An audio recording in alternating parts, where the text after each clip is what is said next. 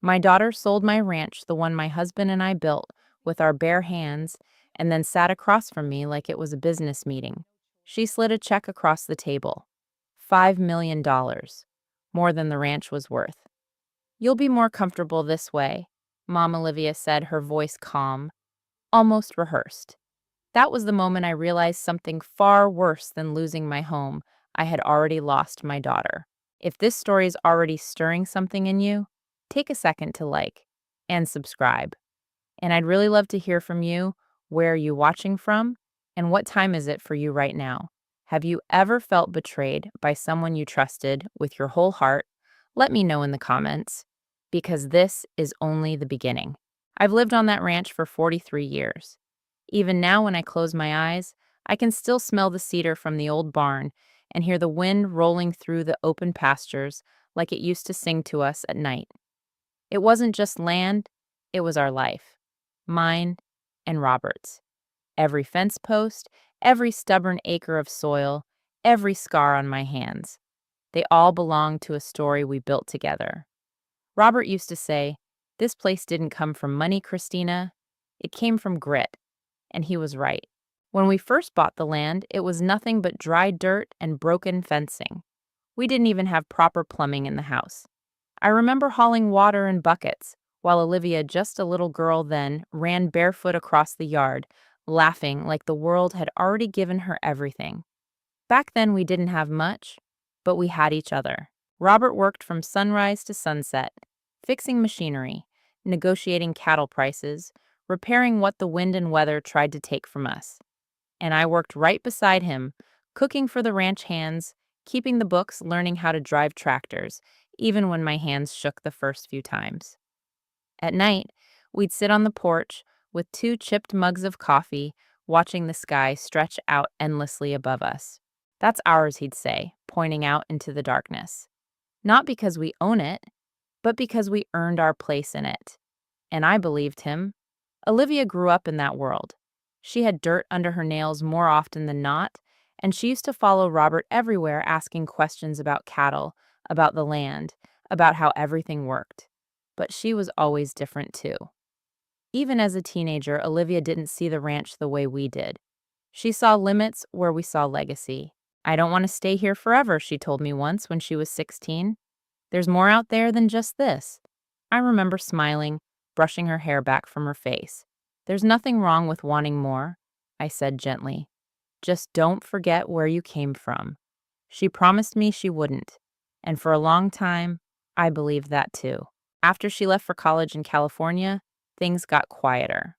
Too quiet sometimes. Robert missed her more than he ever admitted, though I'd catch him standing out by the gate some evenings, just staring down the road, like he expected her to come back any minute. "She's building her life," I'd remind him. He'd nod, but his eyes always lingered just a little too long. Years passed. Olivia built a career in real estate, high-end properties, luxury developments. She'd call occasionally, always busy, always rushing. "I'm closing a big deal this week, Mom. You wouldn't believe the houses I'm selling now. Everything's moving so fast out here." I was proud of her. Of course I was. But every time we hung up, the silence in the house felt heavier. Then Robert got sick. It came on quietly. At first fatigue, a cough that wouldn't go away. We thought it was just age catching up to him. But by the time we got the diagnosis, it was already too late. Cancer. The kind that doesn't wait for you to say goodbye properly. Those last months, they changed everything. Olivia came back then. Flew in from Los Angeles, dressed in tailored suits and expensive shoes that didn't quite belong in the dust of the ranch. But she stayed. And for a while, it felt like we were a family again. She sat with Robert, held his hand, listened to his stories. Sometimes I'd catch her crying when she thought no one was looking. I wanted to believe that meant something. The night before he passed, Robert asked to speak with me alone. We sat in the dim light of our bedroom, his breathing shallow, but steady enough for him to talk. "Christina," he said softly, reaching for my hand, "you have to promise me something." I squeezed his fingers, already feeling the weight of what was coming. "Anything. This ranch, it's your home, your life. Don't let anyone take it from you, not even Olivia. That caught me off guard. Robert, I whispered, confused. Why would she? He shook his head slightly. She sees things differently, bigger, faster. And that's not wrong. But this place, it's not just an asset, it's us. Tears blurred my vision. I know. I've put protections in place. He continued, his voice growing weaker. Legal ones, just in case. You don't need to worry about the details now. Just trust that I tried to keep you safe. I nodded, though I didn't fully understand. At the time, I didn't think I needed to. After Robert passed, everything felt hollow. The house, the land, even the sky, it all seemed too big without him in it. Olivia stayed for the funeral. She handled a lot of things. I couldn't bring myself to face paperwork, calls, arrangements. I was grateful for that, truly. In those early weeks, she was attentive, gentle even. Mom, you don't have to carry all of this alone anymore, she told me one afternoon as we sat at the kitchen table. Let me help you. I remember looking at her, then really looking. She seemed older, more composed, like someone who had learned how to take control of a situation and bend it into something manageable, maybe even profitable. But I pushed that thought away. She's your daughter, I reminded myself. She's here for you. And I wanted to believe that more than anything. So when she started talking about finances, about how expensive it was to maintain the ranch, about taxes, insurance market value, I listened. At first, it all sounded reasonable. You shouldn't have to worry about all these numbers, Mom Olivia said, flipping through documents with practiced ease. I deal with this kind of thing every day. Let me take care of it. I hesitated, just for a moment. But then I remembered Robert's words and how tired I felt without him. I've put protections in place. I assumed that meant everything would be fine. So I let Olivia take the lead. And slowly, without me even realizing it, the ranch stopped feeling like mine. The decisions weren't coming from me anymore. They were coming from spreadsheets, from phone calls I wasn't part of, from conversations held behind closed doors. I told myself it was temporary, that she was just helping, that everything would go back to normal eventually. But deep down, something didn't feel right. I just didn't know yet how wrong everything was about to become. At first, Olivia's help felt like a blessing. After Robert passed, the days blurred together in a way I hadn't expected. Grief doesn't come in waves the way people describe it, settles into your bones, dull and constant, like a quiet ache you learn to carry. I wasn't sleeping well. I'd forget things. Some mornings I'd walk into a room and stand there unsure why I'd come in at all. Olivia noticed. Mom, you don't have to do everything yourself anymore, she said one morning, leaning against the kitchen counter with her coffee. She looked polished, put together like she belonged to a world far from this ranch. That's what I'm here for. I nodded slowly, stirring my tea even though it had already gone cold. I appreciate that, sweetheart. And I meant it. She started small. At first, it was just the bills. I'll organize them, she said, gathering envelopes into neat stacks. You shouldn't have to worry about deadlines or late fees. Then it was the payroll for the ranch hands. Let me handle direct deposits. It'll be faster, more efficient. Then insurance policies, then tax documents. Each step made sense on its own. Logical, practical, responsible. And every time she took something off my plate, I felt a little lighter. See? She said once, smiling as she closed her laptop. Already less stressful. I smiled back, though something in me hesitated. It wasn't that I didn't trust Olivia. She was my daughter. I had raised her. I had believed in her every step of her life. But there was a difference between trust and surrender. I just didn't realize when I crossed that line. A few weeks later, she brought it up. Mom, there's something else we should take care of, she said, sliding into the chair across from me at the kitchen table. Her tone was calm, professional. Too professional. I looked up from the old photo album I'd been flipping through. It was one of Robert holding Olivia on his shoulders, both of them laughing into the wind. What is it? It's just paperwork, she said quickly. Nothing major. More like protection. I frowned slightly. Protection from what? From complications, she replied, tapping a folder in front of her. Legal things can get messy, especially with assets like this. The ranch, the land, the equipment, it's all valuable. If anything were to happen, we need to make sure everything is managed properly. Something in her words made my chest tighten. I'm not planning on going anywhere, I said lightly, trying to keep the mood easy. Olivia gave a small, patient smile. I know that, Mom.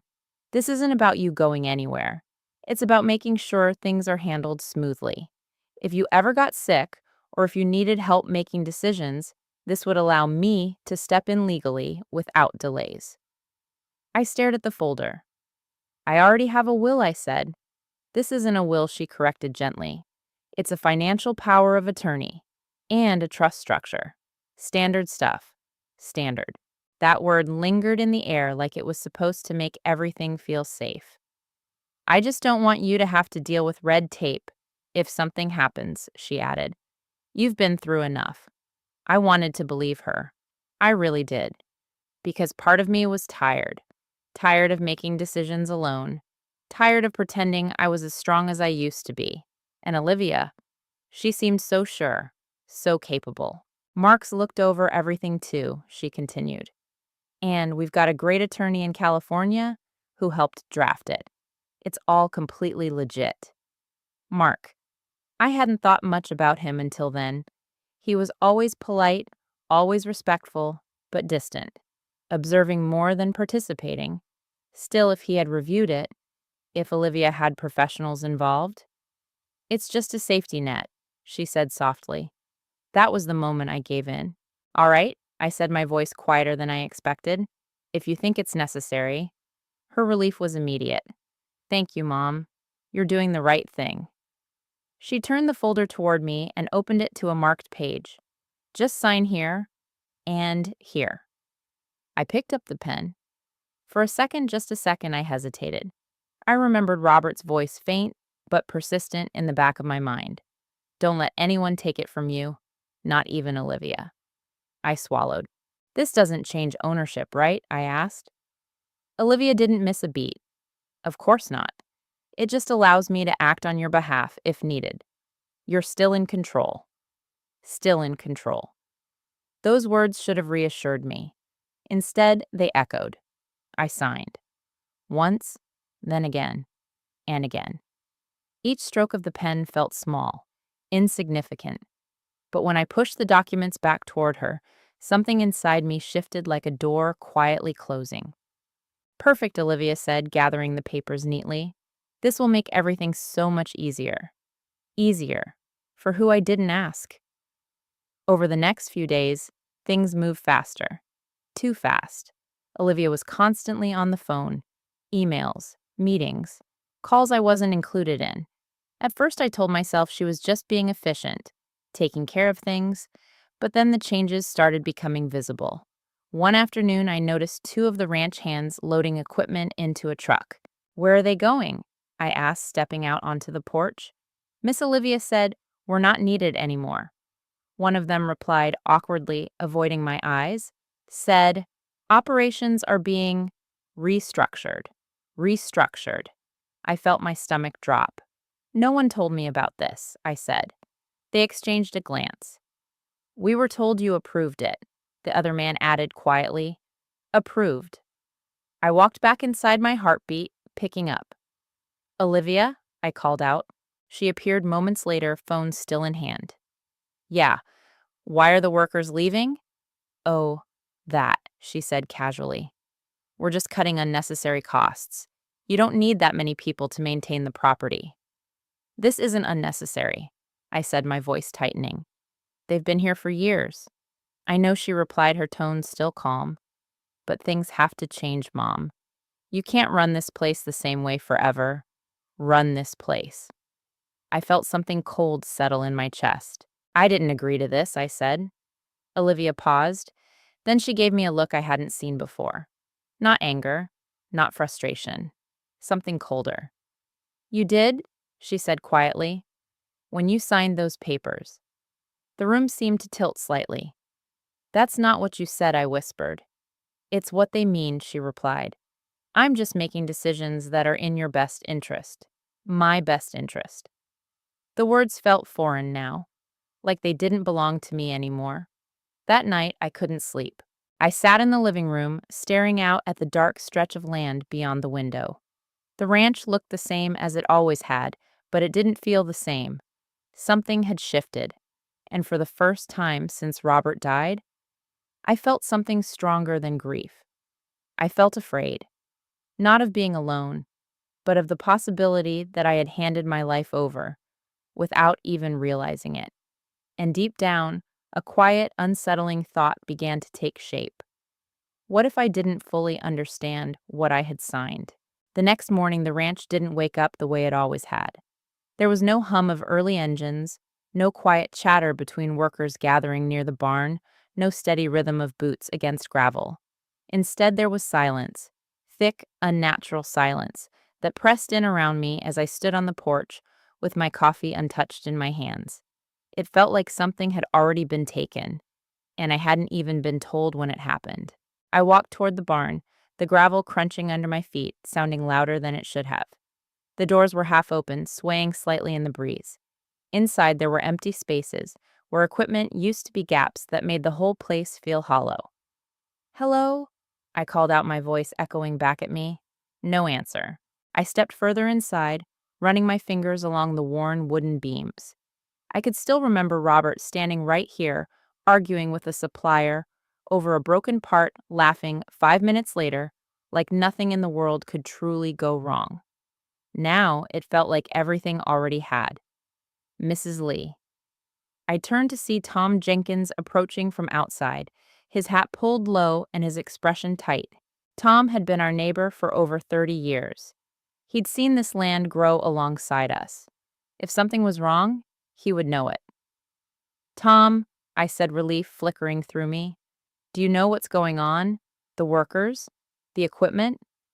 Olivia says she's just restructuring, but this doesn't look like that." Tom hesitated. That alone made my stomach twist. "What is it?" I asked. He glanced over his shoulder, as if making sure no one else was nearby, then stepped closer. "Christina?" I didn't want to say anything until I was sure he said quietly, "But I saw something yesterday. At the county office." My grip tightened around the edge of a wooden post. "What kind of something?" "A listing," he said. "Private. Not public yet. But it had your land on it." For a second, I didn't understand the words. "My land," I repeated slowly. Tom nodded. "Your ranch. All of it."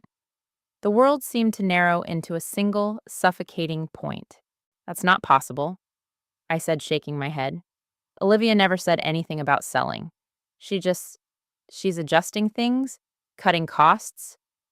Tom didn't interrupt. He just watched me, his eyes heavy with something that looked a lot like pity. "I've been around long enough to know what this looks like," he said gently. "You don't lay people off and move equipment unless something bigger is happening." My chest tightened. No, I whispered more to myself than to him. She wouldn't do that. Not without telling me. Tom sighed. "I hope you're right." But something in his tone told me he didn't believe that. And deep down, neither did I. I walked back to the house faster than I had in months, my breath coming short, uneven. Every step felt like I was chasing something already slipping away.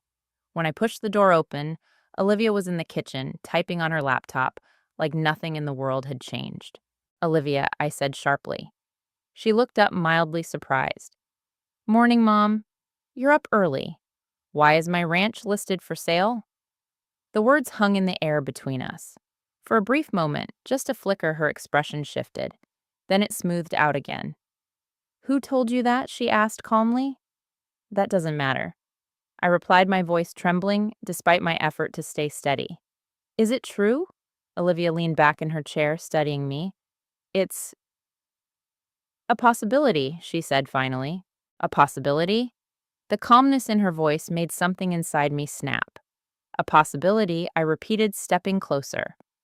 "You're talking about selling my home like it's an option on a spreadsheet." "It's not just your home, Mom," she said, her tone sharpening slightly.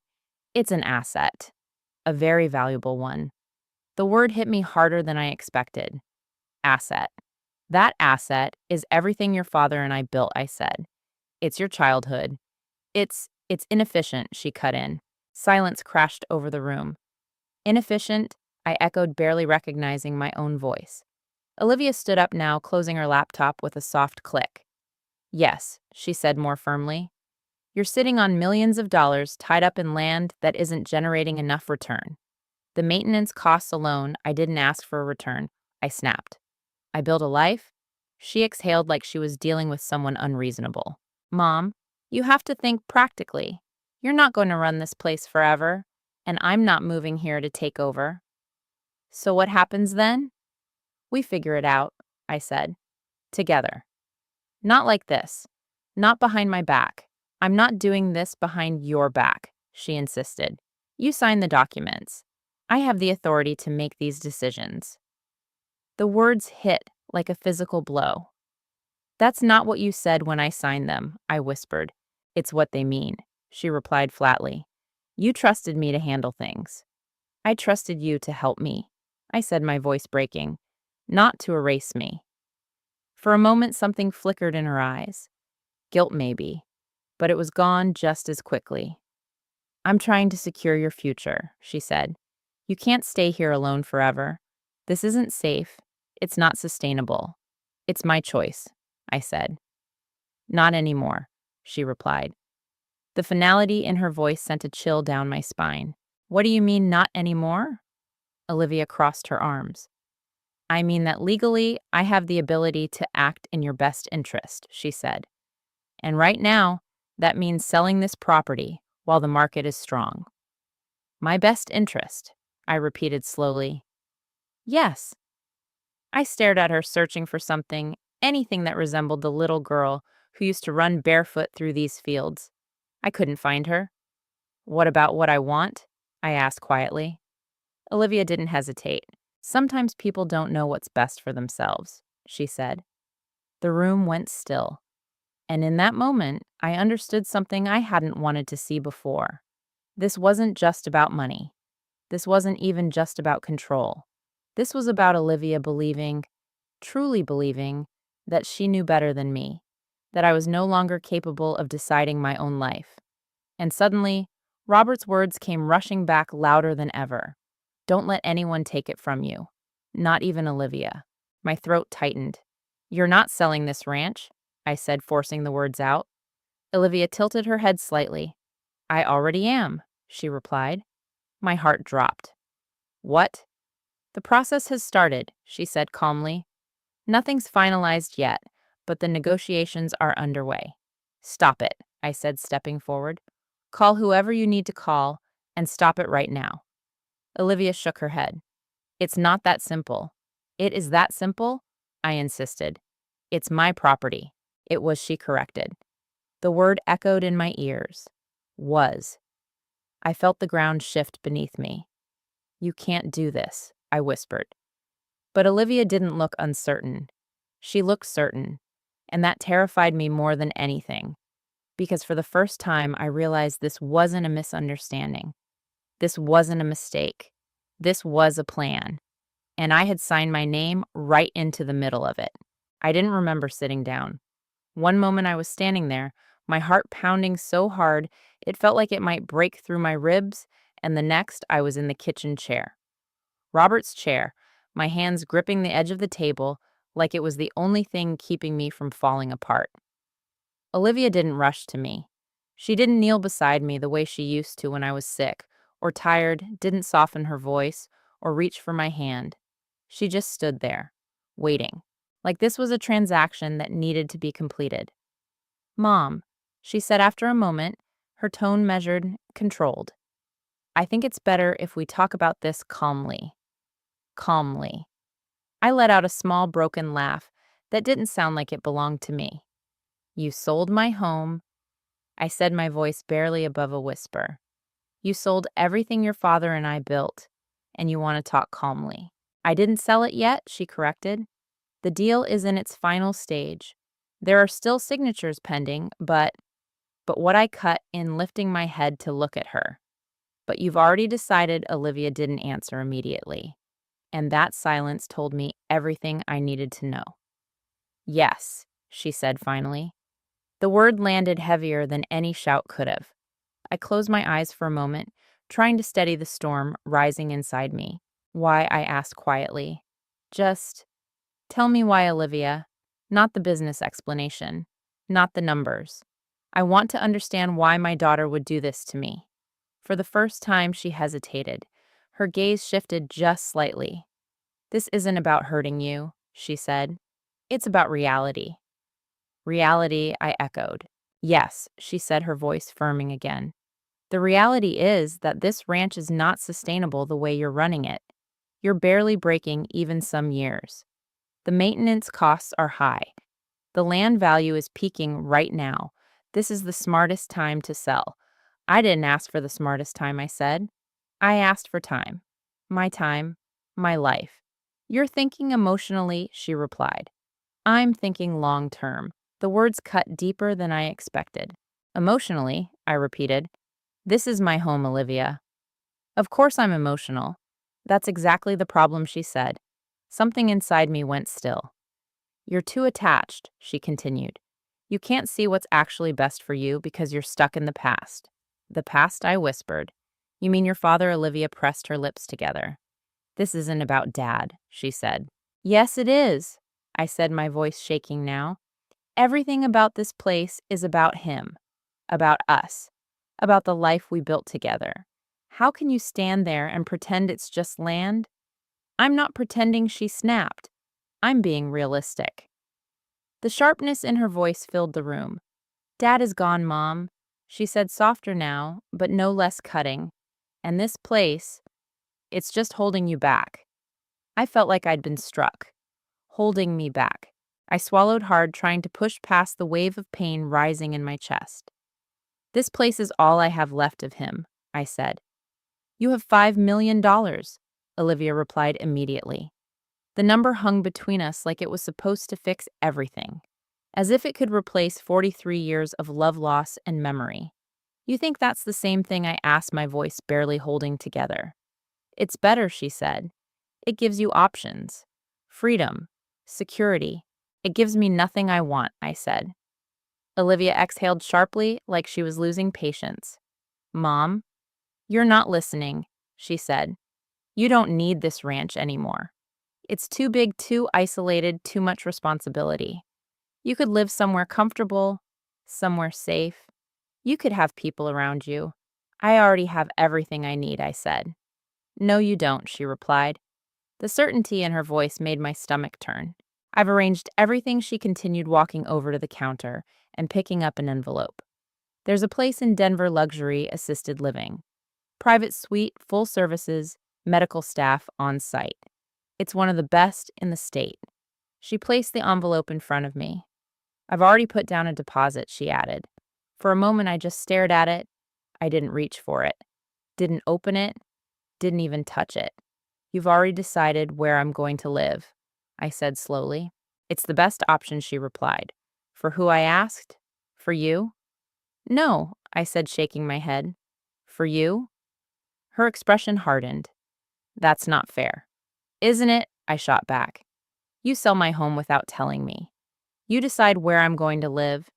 You take control of everything I've built, and you want me to believe this is about me. It is, she insisted. You just don't see it yet. I let out a bitter laugh. No, Olivia? I said. I see it very clearly. She crossed her arms, her patience thinning. Then you should understand why this is happening. I understand that you think you know better than me, I said. I understand that you think I'm too old, too emotional, too incapable of making my own decisions. I didn't say that, she replied quickly. You didn't have to, I said. You've shown it. Silence stretched between us. Heavy, uncomfortable, final. After a moment, Olivia picked up the envelope again and slid something else across the table. A check. I looked down at it. $5 million. The number was printed clearly, boldly, like it was supposed to mean something. This is your portion, she said. More than the ranch is worth on paper. On paper. I stared at the check, my vision blurring slightly. This is supposed to make it okay? I asked. It's supposed to take care of you? She replied. I reached out slowly, my fingers brushing against the edge of the paper. It felt empty, cold, weightless. This is what you think my life is worth, I said quietly. That's not what I. You reduced everything we built to a number. I continued, my voice trembling now. Every memory, every sacrifice, every piece of your father's life. All of it. Just a number on a check. That's not fair, she said again, but there was less conviction in her voice now. I looked up at her, really looked, and for the first time I didn't see my daughter. I saw someone else, someone calculating, someone distant, someone who had already decided I was no longer part of the equation. I'm not cashing this, I said. Olivia frowned. What, I'm not taking your money? I repeated, pushing the check back toward her. Her eyes narrowed slightly. That's not a smart decision. Neither was trusting you, I said. The words hung in the air, sharp and irreversible. For a moment, something flickered in her expression. Hurt. But it disappeared almost instantly, replaced by that same cold composure. You don't have a choice, Mom, she said quietly. I felt something shift inside me then. Something small, but steady. Yes, I said, meeting her gaze. I do. She studied me as if trying to decide whether I meant it, whether I had the strength to follow through. Maybe she thought I didn't. Maybe she thought I would eventually give in like I had before. But this time, something was different. Because this time, I wasn't just grieving. I was waking up. And for the first time since Robert died, I felt something stronger than loss. I felt resolve. And deep down, beneath the fear and the pain, a single thought began to take hold. If she believed I was done fighting, she was wrong. I didn't touch the check. Not that day, not the next. Not even when Olivia left it sitting on the kitchen counter like a quiet reminder of what she thought she had already won. $5 million. It stayed exactly where she put it, untouched, like something that didn't belong in my house, because it didn't. That money wasn't security. It was a replacement, and I wasn't ready to accept that my life could be replaced. The morning after our argument, Olivia left early. She said she had meetings in town, things she needed to finalize. She didn't elaborate, and I didn't ask. For the first time, I understood that whatever she was doing, it wasn't for me. As soon as her car disappeared down the road, the silence returned. But this time it didn't feel empty. It felt like space. Space to think, space to breathe, space to finally ask myself the question I had been avoiding since the moment I signed those papers. What exactly had I agreed to?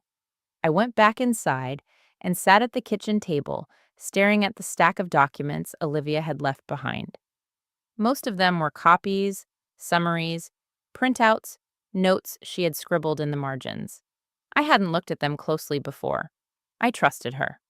That thought made my chest tighten. Slowly, I pulled the papers toward me and began to read. At first, it all looked familiar. Legal language, formal structures, phrases that blurred together unless you knew what you were looking for. But the more I read, the more something began to feel off. There were clauses I didn't remember discussing, references to authority that seemed broader than what Olivia had described. Phrases like full discretionary power and asset management authority stood out in ways they hadn't before. My hands started to tremble slightly. This can't be right, I whispered. I flipped through more pages, my eyes scanning faster now, searching for something, anything that would make this make sense. But instead, the picture only became clearer and worse. By the time I reached the last page, my heart was pounding again. Because whatever I had signed, it wasn't just permission for Olivia to help me. It was permission for her to act in my place. Completely. I pushed the papers away, my breath shallow. No, I said out loud. No, that's not what she said. She had told me it was protection, a safety net, something that would only matter if I couldn't make decisions on my own. But this was something else entirely. This was control. I sat there for a long moment trying to steady myself, trying to think. Robert's words echoed again in my mind. I've put protections in place. At the time, I hadn't asked what that meant. I hadn't needed to. I trusted him. And now, for the first time, I realized maybe I still could. I stood up, grabbed my coat, and headed for the door. There was one person who would know exactly what to do. One person who had been there when Robert made those decisions: William Harris. The drive into town felt longer than usual. Every mile stretched out in front of me like a reminder of how far things had already gone. The land passed by in a blur, fields, fences, open sky, all of it suddenly fragile in a way I had never felt before. By the time I pulled up in front of William's office, my hands were tight on the steering wheel. I sat there for a moment, gathering myself. Then I stepped out of the car. William's office hadn't changed in years. Same brick exterior, same polished wooden door, same brass plaque with his name engraved in neat, understated letters. Inside it smelled faintly of paper and coffee. Familiar, grounded, safe. The receptionist looked up as I entered, her expression softening when she recognized me. "Mrs. Lee," she said gently, "I'm so sorry about your husband." "Thank you," I replied, managing a small nod. "Is William in?" She hesitated for a moment, then picked up the phone. "He has a meeting, but I'll see if he can step out." A few minutes later, William appeared in the hallway.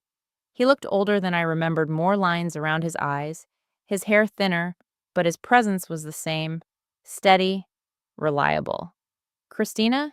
he said, surprise flickering across his face. "I wasn't expecting you." "I know," I replied. "I'm sorry to drop in like this, but I need your help." Something in my voice must have told him this wasn't a casual visit. "Come in," he said immediately. His office felt just as I remembered: books lining the walls, neatly organized files, a desk that looked like it had seen decades of decisions made across it. I sat down, my hands still clutching the folder of papers. "What's going on?" he asked, taking his seat across from me. I didn't ease into it. "I think my daughter sold my ranch," I said. William blinked. "I'm sorry, what?" "She says she has the authority." I continued, sliding the documents across the desk. "That I signed it over to her. That she can make decisions on my behalf." His expression shifted from confusion to concern. "Let me see that," he said, pulling the papers toward him. Silence filled the room as he read. Page after page. Clause after clause. I watched his face, carefully searching for any sign, any reaction that would tell me what I was dealing with.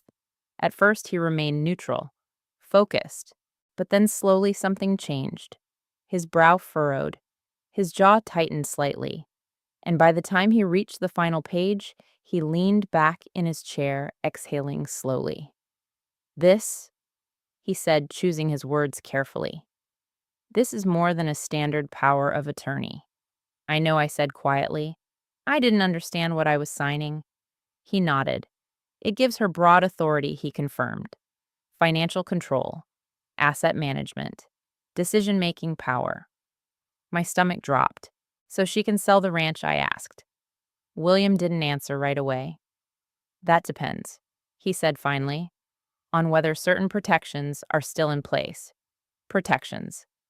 My heart skipped. "Robert told me he set something up," I said quickly. "Before he passed. He said the ranch couldn't be taken from me." William's eyes sharpened slightly. "Yes," he said. "I remember that." Hope flickered. "What was it?" I asked. He leaned forward, folding his hands on the desk. "Your husband created a clause within the trust," he explained. "A legacy protection. It specifically states that the ranch cannot be sold without your direct, independent consent." I felt my breath catch. Independent. Meaning, you would need to sign a separate authorization, he clarified. Not under a general power of attorney. Not as part of a larger document. A specific, clearly defined agreement, witnessed and verified. Relief washed through me, sharp, overwhelming. "So she can't sell it," I said. William hesitated. "Not legally," he said. The word hung in the air. Not legally. My chest tightened again, but I asked, He looked at me carefully. If she's proceeding with a sale, he said, then there must be a document claiming you gave that consent. The room seemed to close in. A document, I repeated. He nodded slowly. Yes. I felt my hands go cold, because I already knew what he was going to say next. And if that document exists, I whispered. William met my eyes. Then we need to find out whether it's real, he said. Silence settled between us. Heavy, unavoidable. Because suddenly the situation wasn't just about trust anymore. It was about truth. And somewhere between what I had signed and what I hadn't, something had gone very, very wrong. I didn't realize I'd been holding my breath until William said it. We need to find out whether it's real. The words settled over me like a weight I couldn't shake. Because deep down, I already knew the answer. I had never signed anything that specifically approved the sale of my ranch. I would have remembered that. I would have fought it, questioned it, refused it outright. But if a document existed, one that said I had agreed, then something far worse than betrayal had taken place. Something deliberate. Can you check? I asked, my voice quieter now, steadier, but no less urgent. Can you see if there's anything filed, anything that shows I approved the sale? William nodded, already reaching for his computer. I can access the county records and any filings tied to the trust, he said. If something has been submitted, we'll find it. I watched him as he worked the soft clicking of keys filling the room. Every second stretched out longer than it should have, each one tightening the knot in my chest. I tried to sit still, but my hands kept moving, resting, gripping, releasing over and over again. Finally, after what felt like an eternity, William leaned back slightly. There is something, he said. My stomach dropped. What is it? He turned the screen toward me. A document. Official, stamped, filed. At the top, in bold, unmistakable print, authorization of asset transfer, Lee Family Trust. I stared at it, my eyes scanning the page, my heart pounding harder with every line. This is the approval I asked. William nodded grimly. Yes, this is the document that would allow the sale to proceed. I swallowed hard. Scroll down, I said. He did. And there it was, at the bottom of the page, a signature. My signature. At least, it looked like mine. For a moment I couldn't speak. I just stared at it, my mind trying and failing to make sense of what I was seeing. That's not... I began, my voice breaking slightly. I didn't sign that. William didn't argue. He didn't question me. He just nodded, his expression serious. Are you certain? He asked carefully. Yes, I said more firmly this time. I would never sign something like that. Not without understanding exactly what it was. Not without asking you first. He studied the document again. There's a notary seal, he said, and a witness signature. I leaned closer, my eyes narrowing as I read the names. The witness? I didn't recognize. But the notary? My breath caught. I've seen that name before, I said slowly. Where William asked, I hesitated. Mark, I said finally. Olivia's husband. I remember him mentioning someone who handled paperwork for their business, a notary they used regularly.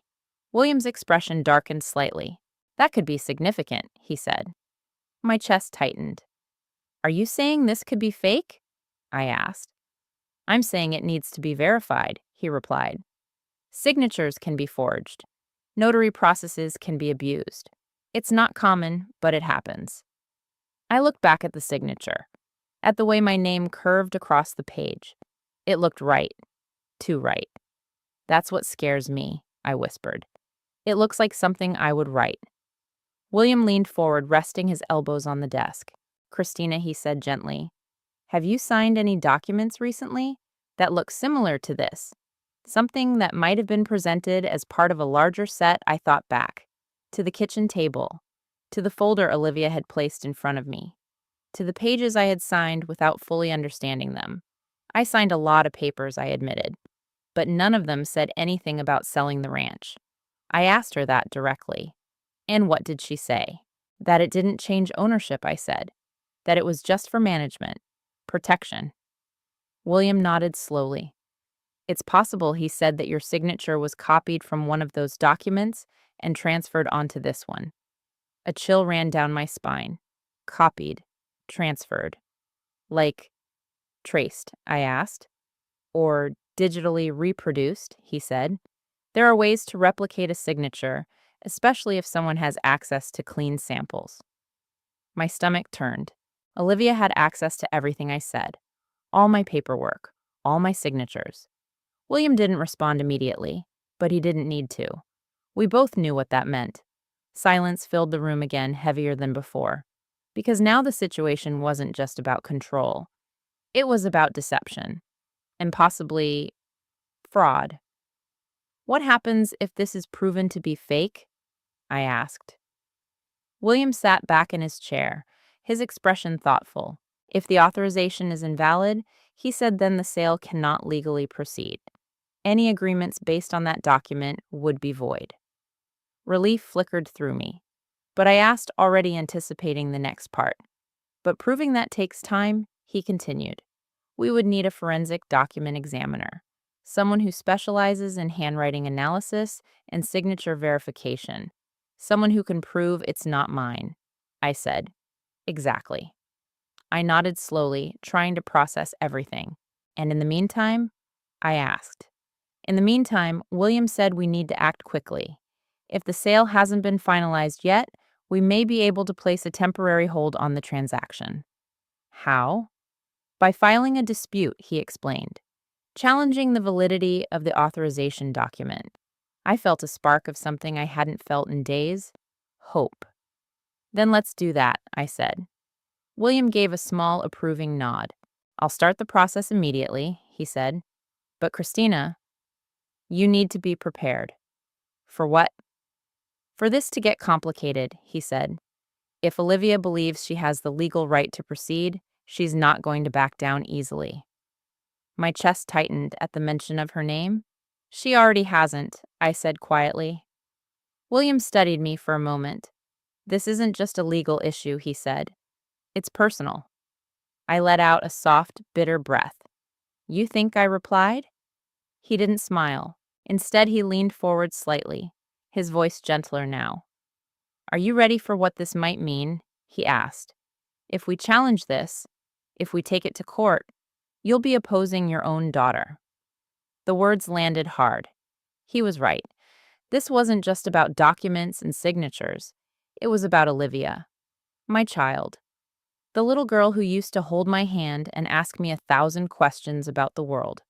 The teenager who dreamed of something bigger. The woman who now stood on the other side of this, whatever this had become. I closed my eyes for a moment, and when I opened them again, something inside me had settled. Yes, I said. William held my gaze. Are you sure? I nodded. Because she's already made her choice, I said quietly. Now I have to make mine. He didn't argue, didn't try to soften it. He just gave a single firm nod. All right, he said. Then we moved forward. As I stood to leave, I glanced once more at the document on his desk. At the signature that wasn't mine. At the lie that had been built to take everything from me. And for the first time since this began, the fear inside me shifted. It didn't disappear, but it changed. Because now it wasn't just fear anymore. It was determination. And somewhere beneath it, something stronger was beginning to rise, the truth. And I was ready to fight for it. By the time I drove back to the ranch, the sky had already begun to dim into that soft, dusty gold that always came just before sunset. It used to be my favorite time of day. Robert and I would sit on the porch and watch the light stretch across the land like it was blessing everything it touched. Now it felt different, like I was watching something slip away. I parked the car, but didn't get out right away. My hands rested on the steering wheel, still unmoving, as William's words echoed in my mind. If we challenge this, you'll be opposing your own daughter. The thought should have broken me, but instead, it steadied me. Because somewhere along the way, Olivia had already stopped seeing me as her mother. She saw me as a problem, and I was done pretending otherwise. When I finally stepped out of the car, I noticed something new immediately. Another unfamiliar vehicle parked near the barn. Sleek, expensive, out of place. My stomach tightened. I walked toward the house, my steps slower now, more deliberate. As I reached the front door, I could hear voices inside, Olivia's sharp and controlled, and another man's lower, unfamiliar. I paused for just a second before opening the door. The conversation stopped instantly. Olivia turned toward me, surprise flickering across her face. "Mom," she said, "you're back earlier than I expected." "I live here," I replied calmly. The man standing beside her straightened slightly. He was in his 40s, dressed in a tailored suit that looked like it had never seen a speck of dust in its life. "This is Jason Miller," Olivia said quickly. "He's helping with the transition." Transition. The word made my jaw tighten. "What transition?" I asked. Jason offered a polite smile, stepping forward slightly. "Mrs. Lee, it's a pleasure," he said smoothly. "I represent the purchasing group interested in your property." There it was. No more pretending. "They're not interested," I said, "because it's not for sale." Jason glanced at Olivia, then back at me, his expression carefully neutral. "I understand this is a sensitive situation," he said, "but from our understanding, all the necessary authorizations have been secured." "They haven't," I replied firmly. Olivia's posture stiffened. "Mom," she said under her breath, "can we not do this right now? When would you prefer?" I asked, my voice steady. "After you've handed over the keys." Jason cleared his throat lightly. "Perhaps I should step outside." "No," I said, stopping him. "You should hear this." I turned to Olivia. "I went to see William today," I said. Her eyes flickered, just for a second, but I caught it, and she asked, her tone carefully controlled. "And he showed me the authorization document you filed," I continued. "The one with my signature on it." Silence. Heavy, tense. Jason shifted slightly, his confidence faltering just a fraction. Olivia crossed her arms. "Then you already know everything is legitimate," she said. "No," I replied. "I know that document is not real." The air in the room seemed to freeze. Jason looked between us, uncertainty creeping into his expression now. "Mrs. Carter," he said carefully, "is there something I should be aware of?" Olivia didn't look at him. Her eyes were locked on mine. "You're mistaken," she said. "No," I said, taking a step closer. "I'm not. I never signed that document, and William is filing a formal dispute." Jason's composure cracked. "A dispute," he repeated. "Over the authorization, yes," I said, "because it's fraudulent." The word landed like a stone. For a moment no one spoke. Then Olivia laughed, soft at first, then sharper. "Fraudulent," she echoed. "That's a serious accusation, Mom." "It's the truth," I said. Her smile faded. "Be careful," she said quietly. "You don't fully understand what you're implying." "I understand exactly what I'm implying," I replied. "Someone used my signature without my consent." Jason stepped back slightly, his professional mask slipping. "I think I need to pause all discussions until this is clarified," he said. "We can't proceed with any transaction under legal uncertainty." "Wait," Olivia snapped, turning to him. "This is just a misunderstanding." "It's not," I said firmly. Jason shook his head. "I'm sorry, but this changes things," he said. "I'll be in touch once the situation is resolved." Without another word, he turned and walked out. The front door closed behind him with a soft but final sound. And suddenly it was just the two of us, mother and daughter, standing on opposite sides of something that had already broken. Olivia didn't speak right away. She just stood there, her jaw tight, her hands clenched at her sides. "You shouldn't have done that," she said finally. "Neither should you," I replied. Her eyes flashed. "You're going to ruin this deal," she said. "This deal should never have existed," I shot back. "It's the best opportunity we're ever going to get," she snapped. "Do you have any idea how much this land is worth right now?" "I don't care," I said. "That's the problem," she shouted. "You've never cared about the numbers, the growth, the potential. Because that's not why we built it. I interrupted. She stopped, her chest rising and falling quickly. You built it for him, she said, her voice quieter now. For Dad. Yes, I said. And for us. No, she said, shaking her head. Not for me. The words hit harder than anything she had said before. What are you talking about? I asked. You loved that place more than anything, she said. More than any life outside of it. More than any opportunity that didn't fit into your version of what mattered. That's not true, I said. It is, she insisted. You were happy there. You were fulfilled, but I wasn't. I stared at her, stunned. You never said that, I whispered. Because it didn't matter, she replied. I left. I built something else, something bigger. And now you want to erase what we had, I asked. I want to move forward, she said. And you're standing in the way of that. There it was. Not concern, not protection, obstruction. I'm your mother, I said. And I'm the one who sees what's possible, she replied.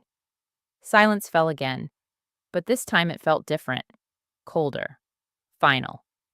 You're not stopping this, she said quietly. I already have, I replied. Her eyes narrowed. This isn't over, she said. No, I agreed. It's not. For a long moment, we just stood there, neither of us willing to look away. Then Olivia turned. Without another word, she grabbed her keys and walked out. The door slammed behind her. And just like that, I was alone again. But this time, the silence didn't feel empty. It felt like the calm before something bigger. Because now everything was out in the open. The lies, the manipulation, the truth. And somewhere deep inside me, I knew this wasn't just about saving the ranch anymore. It was about proving that I hadn't lost myself. And no matter what it cost, I wasn't going to let her rewrite my life. That night, the ranch felt unfamiliar. Not because anything had physically changed, but because I had finally seen what was happening beneath the surface. The land hadn't betrayed me. The house hadn't turned against me. But the trust I had lived inside for decades had. I didn't turn on the lights right away. I just walked through the house in the dim glow of dusk, letting my fingers trail across the walls, the furniture, the edges of memories that suddenly felt fragile. I stopped in the living room where Robert's old chair still sat by the window. Empty. Always empty now. I lowered myself into the couch across from it, staring at the place where he used to sit, where he used to look at me like we were still building something together. I didn't see it, I whispered. I should have seen it. But the silence gave me no answer. Just the quiet hum of everything that used to be enough. After a while, I stood up and walked into the kitchen. The check was still there exactly where Olivia had left it. $5 million. I picked it up this time. Not because I wanted it, but because I needed to understand it. The paper felt smooth, clean, official. But there was something else in it too. Distance, detachment. Like it had been created in a world that didn't understand mine.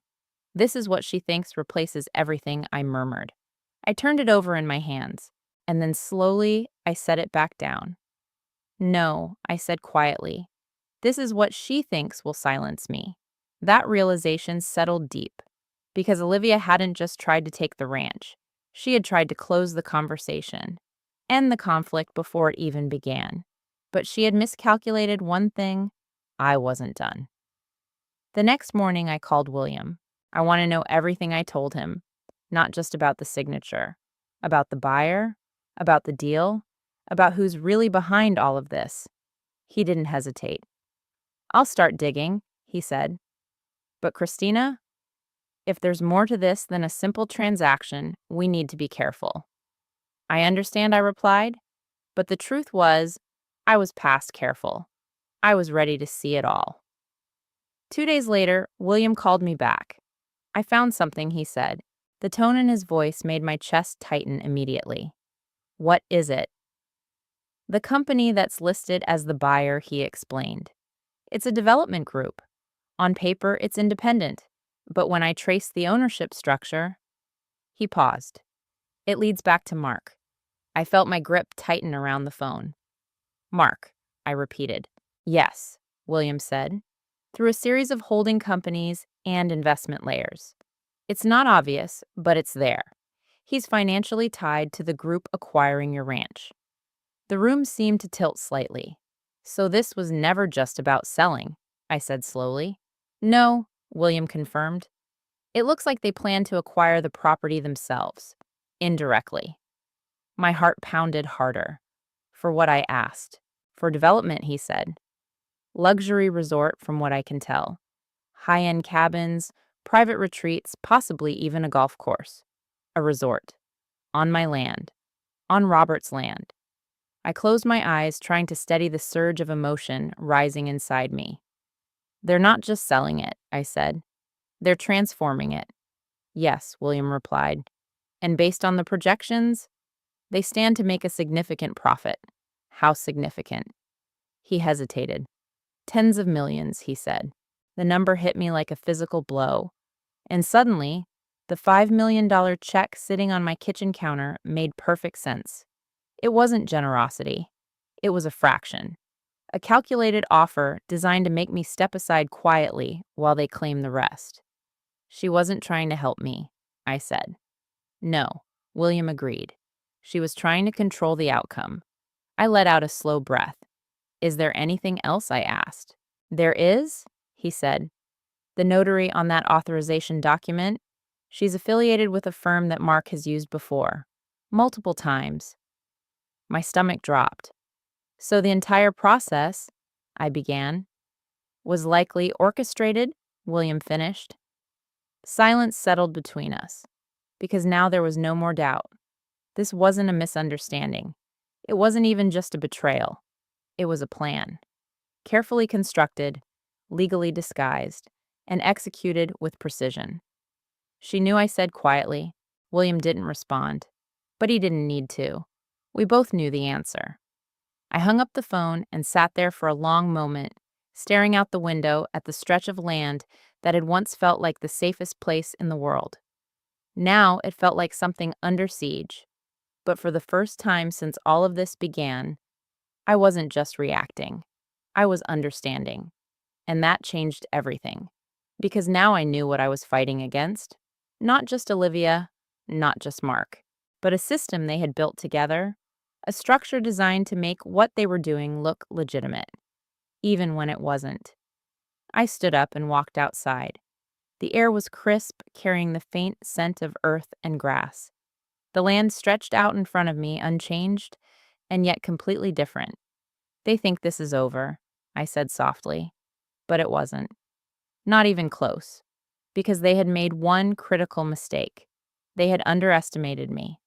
They thought grief had made me weak. That age had made me incapable. That trust had made me blind.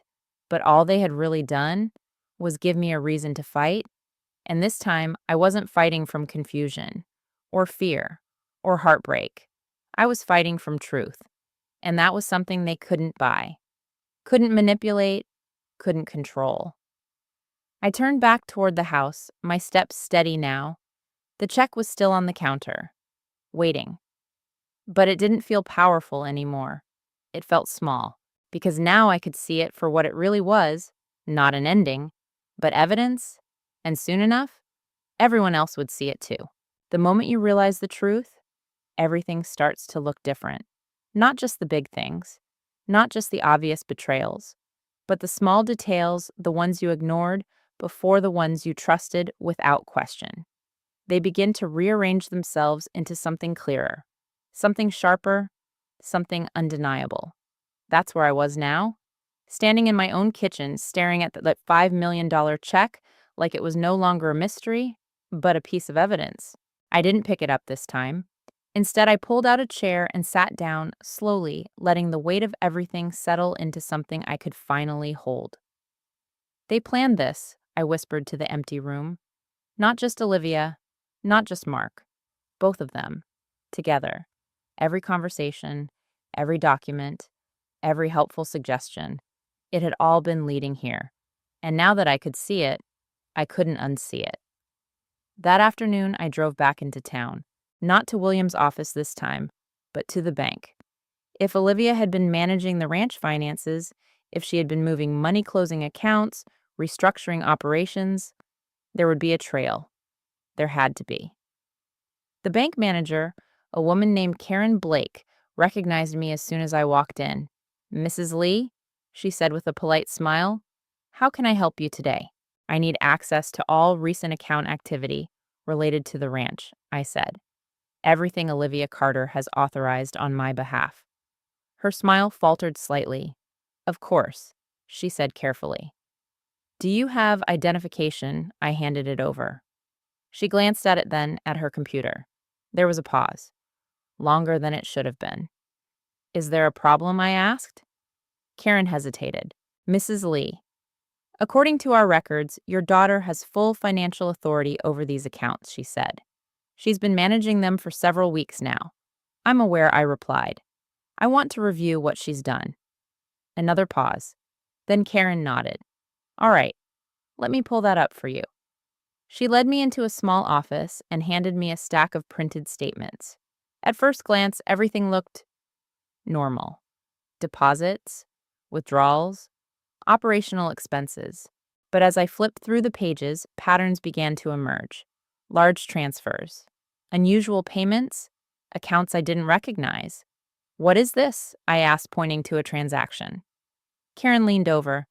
"That appears to be a consulting fee," she said. "Consulting for what?" I'm not sure, she admitted. "The recipient is listed as a private entity." I kept flipping. More of the same. Consulting fees, advisory payments, legal services, all adding up to amounts that made my chest tighten. "She's moving money out," I said.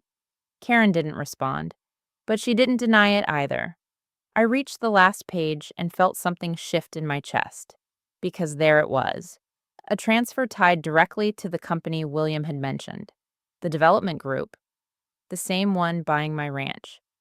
"She's funding the buyer," I said slowly. Karen looked at me, her expression cautious. "I can't speak to the intent," she said. "But yes, funds have been transferred to entities connected to that group." I sat back in my chair, the realization settling in fully now. This wasn't just a sale. It was a setup. Olivia and Mark weren't just selling my ranch to someone else. They were positioning themselves to profit from it, on both sides. And they had used my own assets to do it. "Can I get copies of all of this?" I asked. Karen nodded. "Yes. I'll have them printed and certified for you." "Good," I said. "I'm going to need them." By the time I left the bank, the folder in my hands felt heavier than anything I had carried in years. Not physically, but in what it represented. Proof. Not just of what they had done, but of how carefully they had done it. I drove straight to William's office. When I walked in, he looked up immediately. "You found something," he said.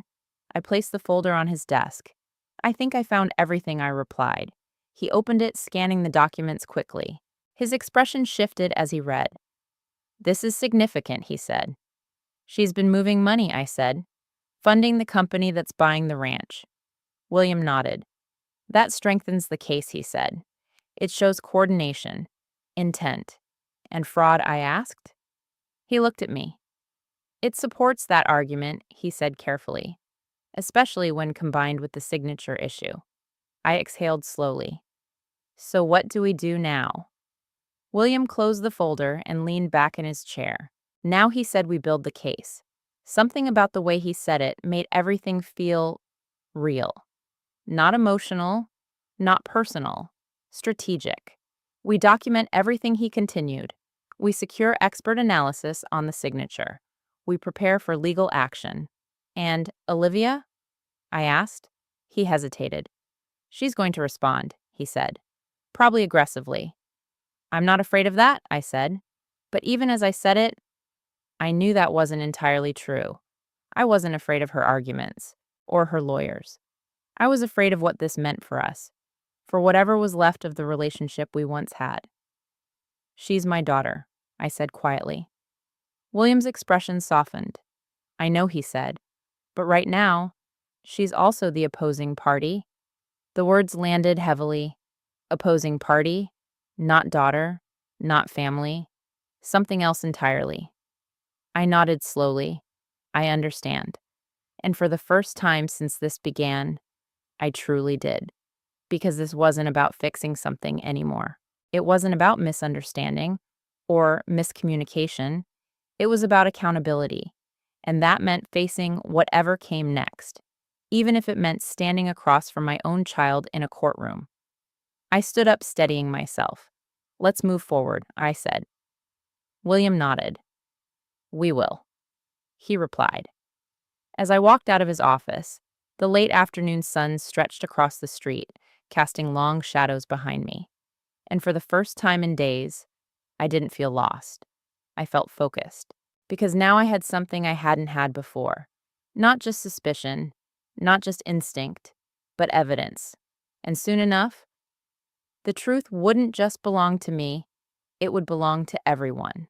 The first time I sat across from my daughter after everything came to light, it didn't feel like a family conversation. It felt like a negotiation. We met in William's office. Neutral ground. That was his suggestion, not mine.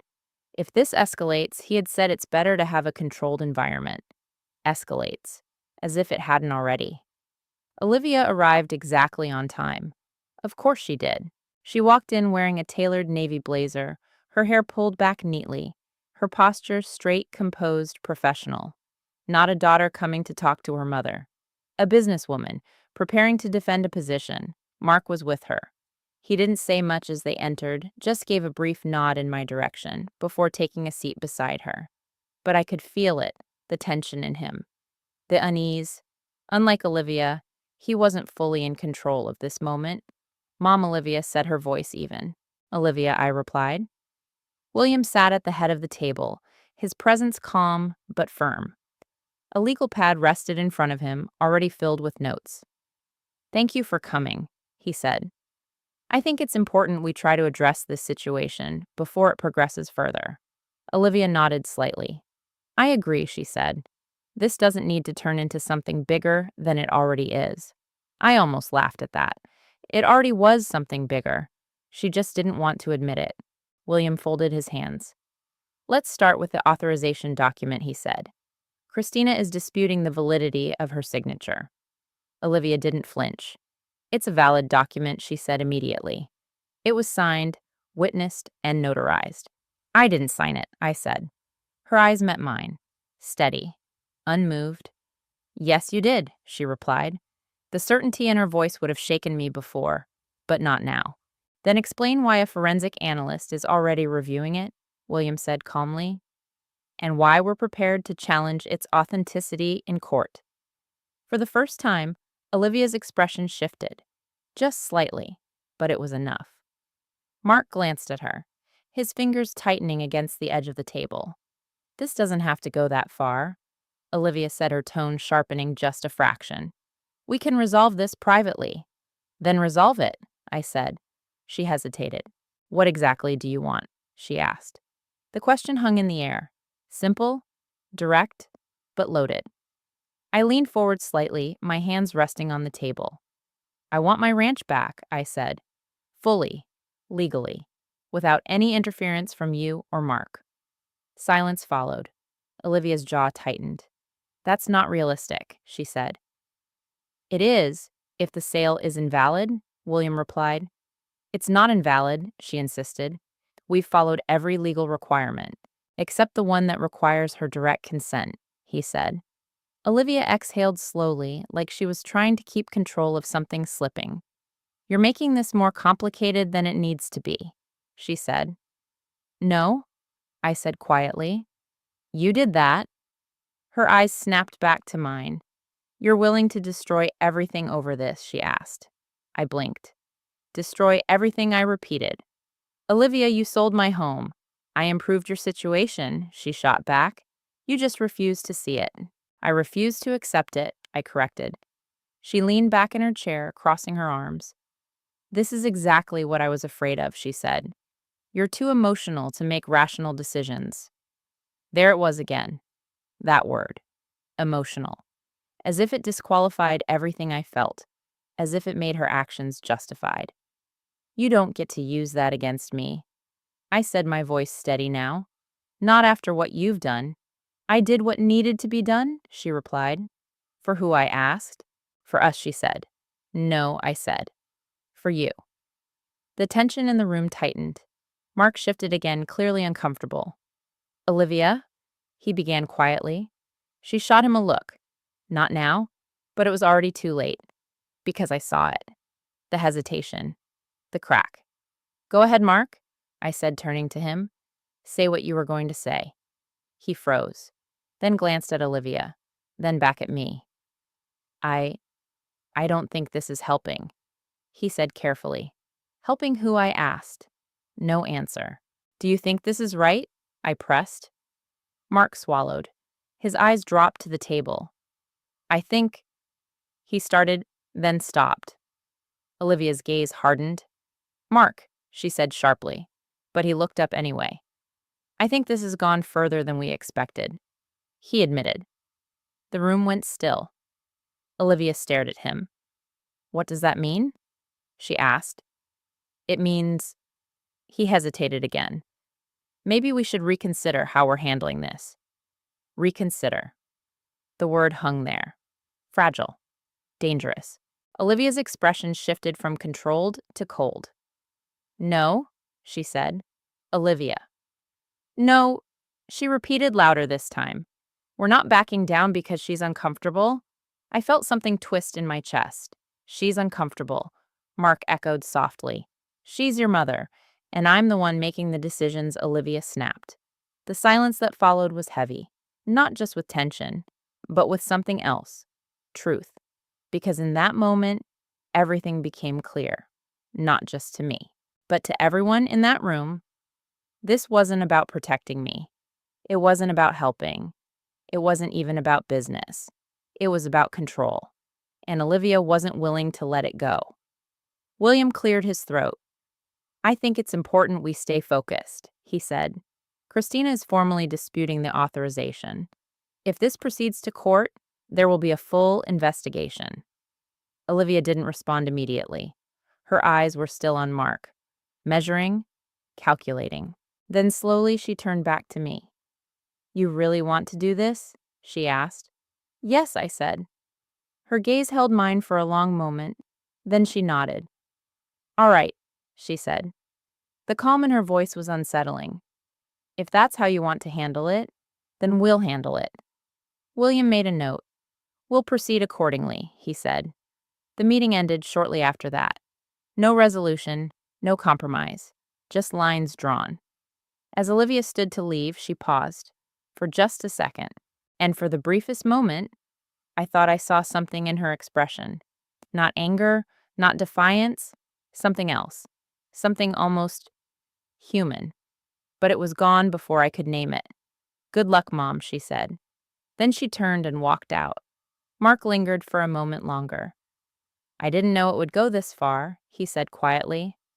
I looked at him. You still let it, I replied. He didn't argue. He just nodded and followed her out. The door closed behind them, and I was left sitting there, the weight of everything settling into something final. This wasn't a misunderstanding anymore. It wasn't something that could be talked through or fixed with an apology. This was a fight, and for the first time, I was ready for it.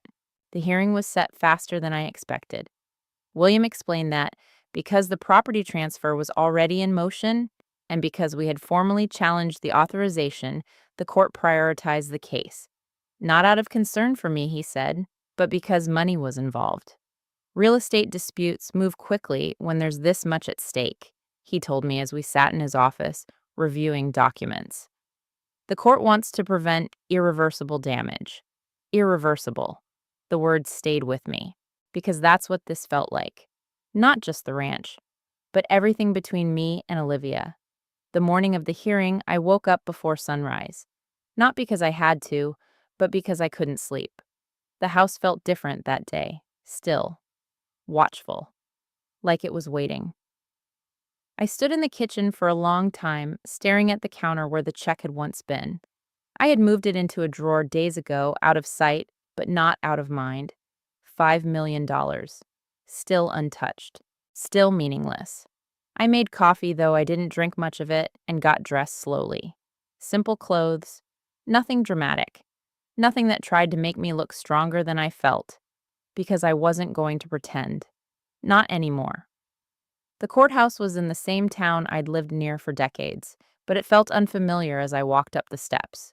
Bigger, colder, more distant. William was already there when I arrived. "You ready?" he asked. No, but I nodded anyway.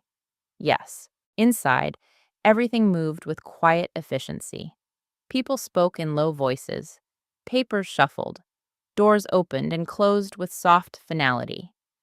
We took our seats at the front, and then I saw her. Olivia. She was already there, seated beside her attorney. Her posture straight, her expression composed. She looked like she belonged in that room, like she had prepared for it. Mark sat behind her slightly to the side. His face was tense, his eyes avoiding mine. For a moment, something in me twisted. This wasn't supposed to be our life, but then I remembered why I was there, and the feeling passed. The judge entered. Everyone stood, and just like that, it began. The initial arguments were procedural, formal, controlled. William spoke first, outlining our position. My client disputes the validity of the authorization document used to initiate the sale of her property, he said. We have reason to believe the signature was not provided knowingly or willingly, and we request an immediate halt to the transaction pending full review. Olivia's attorney responded quickly. The document in question is properly executed, witnessed and notarized, he said. There is no evidence of coercion or fraud. No evidence. Yet. I sat still, my hands folded in my lap, listening as they spoke about my life like it was a contract. Because to them, it was. Then came the part that mattered. The signature. William called in the expert, Dr. Emily Foster. She was calm, precise, and completely unshaken as she took the stand. Her credentials were laid out clearly: years of experience in forensic document examination, hundreds of cases, court-recognized expertise. She didn't look at me when she spoke. She looked at the evidence. I was asked to analyze the signature on the authorization document, she said, and compare it to verified samples of Mrs. Lee's handwriting. The courtroom was silent. "And what did you find?" William asked. Dr. Foster adjusted her glasses slightly. "The signature appears authentic at first glance," she said. "However, upon closer examination, there are inconsistencies." My breath caught. "Inconsistencies?" the judge asked. "Yes," she replied. "The pressure pattern's stroke order and micro movements suggest that the signature was not written naturally. It shows signs of replication." Replication. The word echoed through the room. "Are you saying it was forged?" William asked. "I am saying it was not produced under normal writing conditions," she clarified. "In my professional opinion, it is highly likely that the signature was copied or mechanically reproduced." A ripple moved through the courtroom. I didn't look at Olivia. I didn't need to, because I could feel it, the shift, the moment things began to change. Her attorney stood quickly. "Dr. Foster, isn't it true that variations can occur naturally in signatures?" he asked. "Yes," she said, "but not in the pattern observed here. Is it possible that Mrs. Lee signed under stress or unusual conditions?" "It is possible," she said, "but unlikely given the consistency of the anomalies." The questioning continued, but the foundation had already cracked. Because now, doubt existed, and doubt was enough. William presented additional evidence: the financial records, the transfers, the connections between Mark and the purchasing company. Each piece added weight, each detail made the picture clearer. This wasn't just a sale. It was a coordinated effort, and as the evidence built, I could feel something shifting inside me. Not relief, not yet, but something close. Because for the first time since this began, I wasn't just being heard, I was being believed. Then Olivia took the stand, and everything in the room seemed to tighten. She looked composed, confident, unshaken. "My intention was always to act in my mother's best interest," she said. "She trusted me to manage her affairs, and I did so responsibly." Did you inform her of the sale? William asked. I informed her of the financial strategy, she replied. That's not what I asked, he said. A pause. No, she admitted. Not explicitly. And the authorization document, he continued. Did she sign that knowingly? Yes, Olivia said. The word landed hard. I felt it in my chest. Even now, she was saying it. Under oath? Yes, she repeated. William didn't react immediately. He simply let the silence sit for a moment. Then he stepped closer. Are you aware that a forensic expert has determined the signature is likely replicated? He asked. For the first time, Olivia hesitated. Just for a second. But it was enough. I disagree with that assessment, she said. On what basis? He asked. Her jaw tightened. On the basis that I was present when she signed documents, she replied. Which documents? He pressed. Another pause. And this one lasted longer. Because now the room wasn't just watching, it was waiting. And for the first time, Olivia didn't have a perfect answer. I sat there watching her. Not as my daughter, but as someone I was finally seeing clearly. And in that moment, I understood something I hadn't allowed myself to accept before. This wasn't about winning. Not really. It was about truth. And truth was finally catching up. The courtroom didn't erupt. There were no dramatic gasps, no raised voices, no sudden confessions that changed everything in a single breath. Instead, the shift happened quietly, slowly, like a crack forming beneath the surface, widening with every second. Olivia was still on the stand when it began. Which documents? William repeated. The question wasn't complicated, but the answer was. Because for the first time since this started, Olivia didn't respond immediately. She looked at her attorney, then back at William, then briefly, just briefly, at me. And in that flicker of hesitation, something broke. I don't recall the exact document, she said finally. The words were careful, measured, but they weren't strong enough. William didn't move. Let me clarify, he said calmly. You are stating under oath that you witnessed your mother sign a document authorizing the sale of her ranch. Yes, Olivia said, but you cannot identify that document. A pause. I signed multiple documents, she replied. It was part of a larger process. You signed multiple documents, William echoed, but you cannot confirm that she signed this specific one. Olivia's jaw tightened. I believe she did.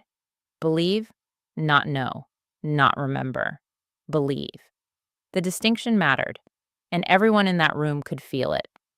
William stepped back slightly, letting the silence stretch. Then he spoke again. Let's talk about the purchasing company. Olivia straightened. What about it? Are you aware of any financial connection between your husband, Mark Carter, and the company acquiring the ranch? Her attorney immediately stood.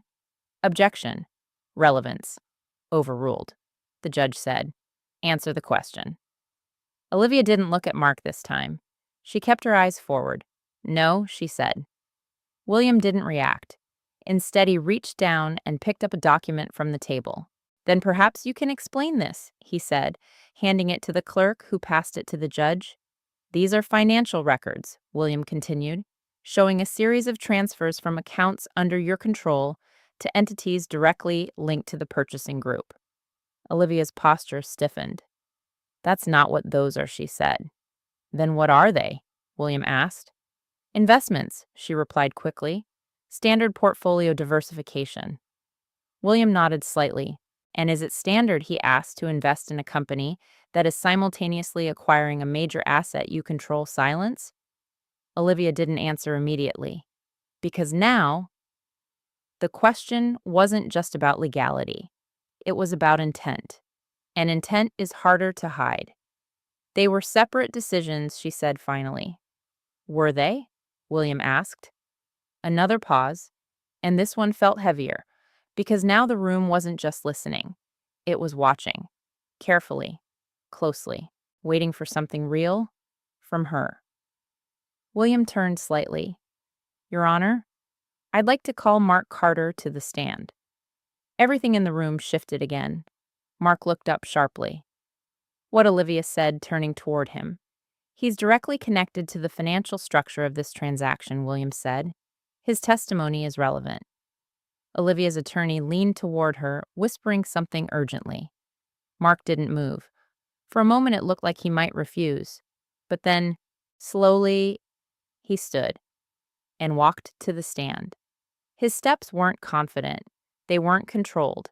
They were hesitant, uneven, like someone who wasn't sure where the ground was anymore. He took the oath, sat down, and avoided looking at Olivia. Mr. Carter, William began, his voice steady. Can you confirm your involvement with the purchasing company? Mark swallowed. Yes, he said. The word landed softly, but it changed everything. Olivia's head snapped toward him. What are you doing? She whispered. The judge glanced at her. Please refrain from speaking. Mark kept his eyes forward. My name is listed on one of the holding entities. He continued. Indirectly. Indirectly, William repeated. Meaning you have a financial interest in the acquisition of this property. Yes. The room was completely still now. No movement, no sound, just truth. Unfolding. Did your wife know about this connection? William asked. Mark hesitated. And in that hesitation, everything became clear. Yes, he said finally. Olivia closed her eyes for a brief moment. Just a second. But it was enough. Did you both anticipate a profit from the development of the ranch? William continued. Yes. How significant? Mark's hands tightened slightly. Substantial, he said. 8 figures. At least. 8 figures. The number echoed through me like a distant thunder, because suddenly, the $5 million check sitting in my drawer felt even smaller, even more deliberate. Was the plan always to acquire the property through this structure? William asked. Mark didn't answer right away. He glanced at Olivia, and this time, she looked back. Not with control, not with certainty, but with something else, something strained. Answer the question, the judge said. Mark exhaled slowly. Yes, he said. That was it. No denial, no explanation. Just the truth, and it landed harder than anything else had, because it confirmed what I had feared from the beginning. This wasn't a mistake. It wasn't a misunderstanding. It was intentional, carefully planned, and executed with precision. I didn't realize my hands were shaking until I looked down, but I didn't try to stop it, because this wasn't weakness. This was everything finally being seen. William stepped back. No further questions, he said. Mark remained on the stand for a moment longer, then slowly stood and returned to his seat. But he didn't sit next to Olivia this time. He sat one chair away, a small distance, but in that moment, it felt like a line had been drawn. Olivia remained still, her posture rigid, her expression unreadable. But something had changed, not just in the room, in her, because for the first time, she wasn't in control. The judge looked down at the documents in front of him, then back up. The court will review the evidence presented, he said. But based on the testimony and findings so far, there is sufficient cause to suspend the transaction pending further investigation. Suspended. The words settled over everything. Not final, not complete, but enough. Enough to stop it. Enough to hold the line. I let out a breath I didn't realize I had been holding. Not relief, not yet, but something close.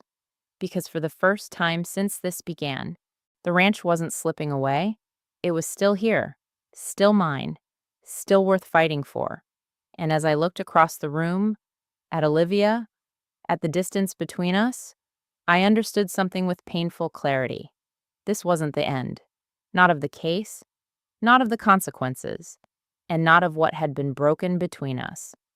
But it was the moment everything changed. Because now, the truth wasn't hidden anymore.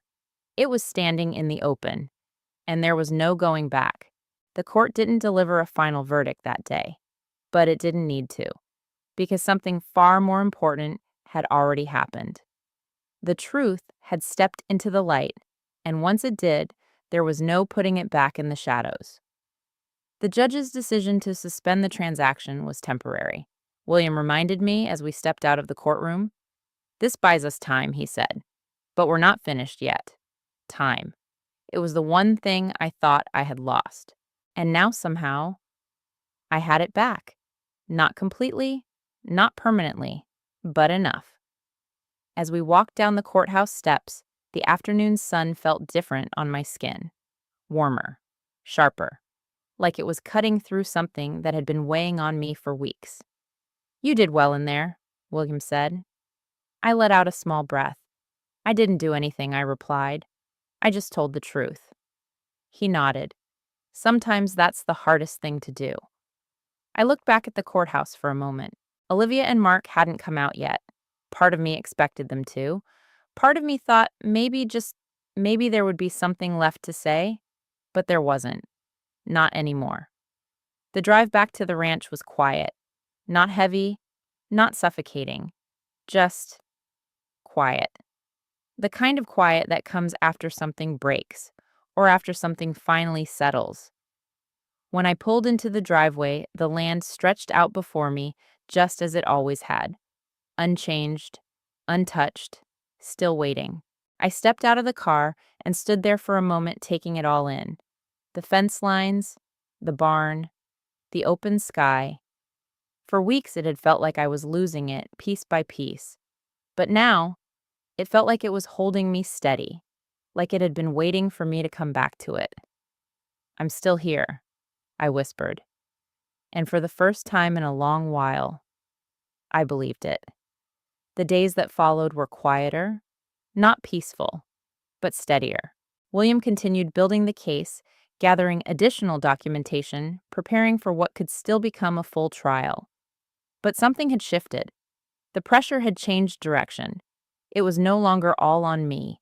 Now, it was on them. Olivia didn't come back to the ranch. Not after the hearing, not after Mark's testimony. There were no calls, no messages, no attempts to explain or justify, just silence. And in that silence, I found clarity.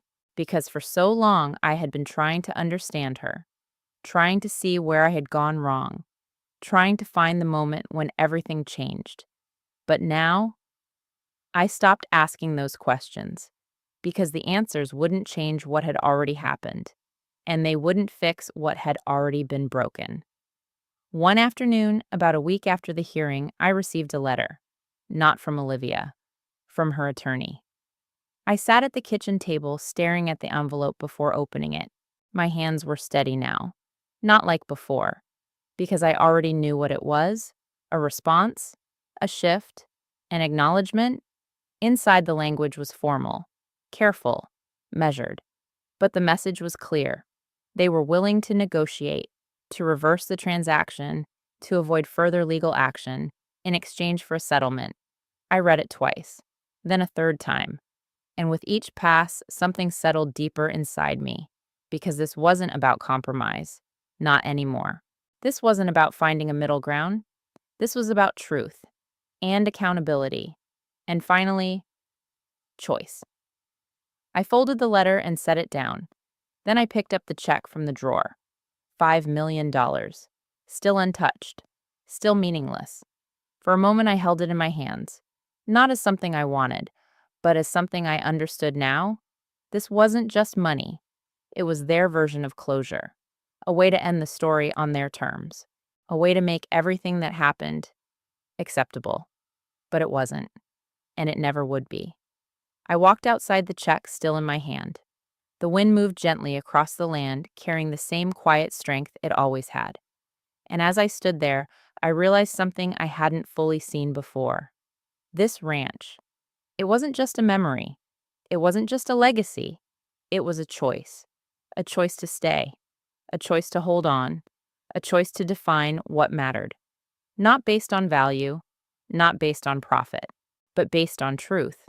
I looked out across the fields, imagining what Olivia and Mark had planned.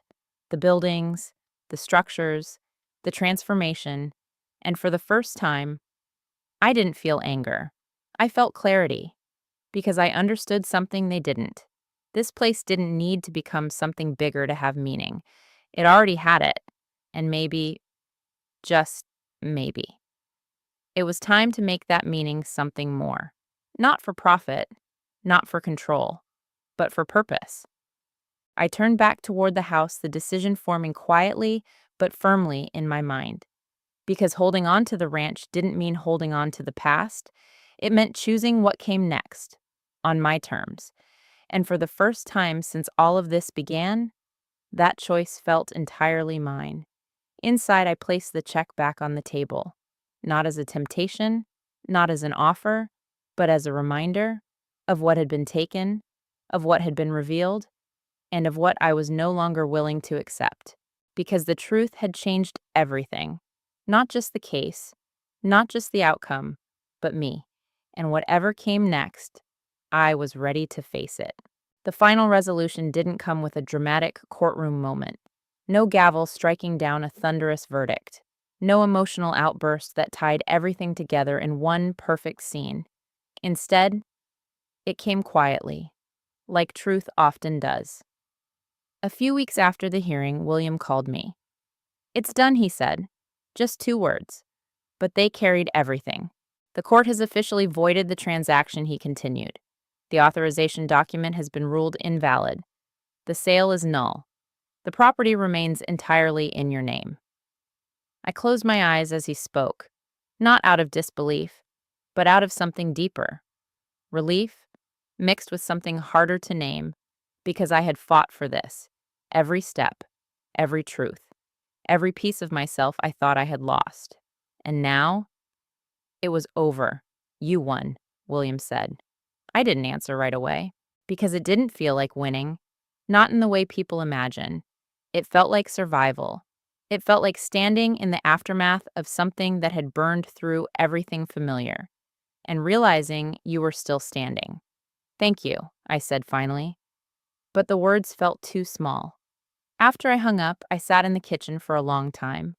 The house was quiet, the kind of quiet that used to feel empty, but now felt different, full, complete. The check was still there on the table. $5 million. Unclaimed, unchanged, unwanted. I walked over to it and picked it up one last time. Not with hesitation, not with anger, just clarity. This was never about the money. It never had been. It was about control, about being reduced to something manageable, something transferable, something that could be signed away. But I wasn't any of those things, and I never would be again. I folded the check carefully and placed it into an envelope, not to keep, but to repurpose, because now I knew exactly what it was going to become. A few days later, I stood at the edge of the ranch with Tom Jenkins beside me. He adjusted his hat, looking out over the land the same way he had for decades. "Never thought I'd see the day it almost slipped away," he said. "Neither did I replied. "But you held on," he added. I shook my head slightly. "No," I said. "I fought back." He gave a small nod. "That too." We stood there in silence for a moment, the wind moving through the grass like it always had. Steady, unchanging. But something about it felt different now. Not because the land had changed, but because I had. "I'm not going to run it the same way anymore," I said. Tom glanced at me. "What do you mean?" "I mean, it's not just going to be mine," I replied. He raised an eyebrow. I smiled faintly. "This place almost got taken from me because I didn't understand how vulnerable I was," I said. "How easy it is for someone to step in, take control, and call it help." Tom nodded slowly. "I've seen that happen," he said. "Then you know it doesn't just happen to people like me," I continued. "It happens to a lot of people, especially when they're alone, when they trust the wrong person." "So what are you thinking?" he asked. I looked out across the land again, and this time, I didn't just see the past. I saw possibility. "I'm turning it into something else," I said. "Like what, a place where women like me can come?" I explained. Widows, older women, anyone who's been pushed aside, taken advantage of, or made to feel like they don't have control over their own lives anymore. Tom studied me for a moment. Then he smiled. That sounds like something worth building. It is, I said, because now the ranch wasn't just a memory. It wasn't just something I was holding on to. It was something I was giving forward. A few weeks later, the paperwork was filed. The foundation was established. And that $5 million check, the one Olivia had handed me, like it was the end of everything, became the beginning of something else. The first contribution. Not to me, but to something bigger, something meaningful, something real. I didn't hear from Olivia for a long time. Months, actually. No calls, no letters, just distance. And for a while, I thought that was how it would stay. Until one afternoon, I found an envelope in the mailbox. No return address. But I knew. The moment I saw it, I knew. I brought it inside and sat down at the kitchen table before opening it. The same place where everything had started. The same place where she had placed that check. Inside was a letter. Her handwriting. Careful. Deliberate. Mom, I don't expect you to forgive me. I don't even know if I deserve to ask. But I need you to know. I see it now. I see what I did. I see what I lost. And I see what you were trying to protect. I thought I was building something better, but all I really did was break something that mattered. I'm sorry. Not for the outcome, but for how I got there, and for what it cost you and us. If there's ever a chance, I'd like to try to make things right. Not as a business decision, but as your daughter, Olivia. I read it twice, then folded it carefully and placed it back in the envelope. I didn't cry. I didn't rush to respond. I just sat there, thinking, because forgiveness isn't something that happens in a moment. It's something that grows, slowly, quietly, over time. And for the first time since all of this began, I wasn't thinking about what had been taken or what had been broken. I was thinking about what came next, not just for me, but for her, and for whatever future we might still have. I stood up and walked outside the sun, stretching across the land in that same golden light Robert used to love. And as I looked out over everything we had built, everything I had fought to keep, I realized something simple.